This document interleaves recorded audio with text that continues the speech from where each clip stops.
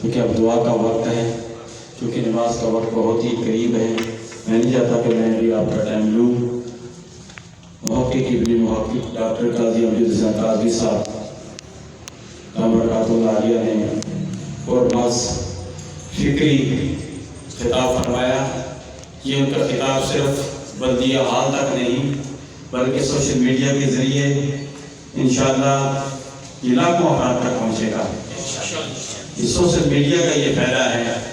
تیسا فرما رہے تھے علماء کرام کے حوالے سے، الا ماشاءاللہ علماء کرام اپنے اپنے انداز میں مساجد میں سوشل میڈیا پر محمد رضی سیاح کے حوالے سے میں نے لیکچر بھی دیے اور میری تحریر بھی موجود ہے الحمدللہ۔ ڈاکٹر عبدالقدیر صاحب ہمارے ملک کے پاکستان کے ہیرو ہے، اس حوالے سے میری تحریر موجود ہے۔ اور میں کہتا ہوں سب سے بڑے سائنسدان کشتہ عشق مصطفیٰ اعلیٰ حضرت عظیم البرکت امام محمد رضا مولوی علیہ رحمت ہیں، جنہوں نے ما یلفظ من قول الا لدیہ رقیب عتید 26 پارے کی اس آیت مقدسہ کی روشنی میں سائنسدانوں کو یہ فکر دی ہے، اور سائنسدانوں نے اسی سے یہ فکر دی ہے۔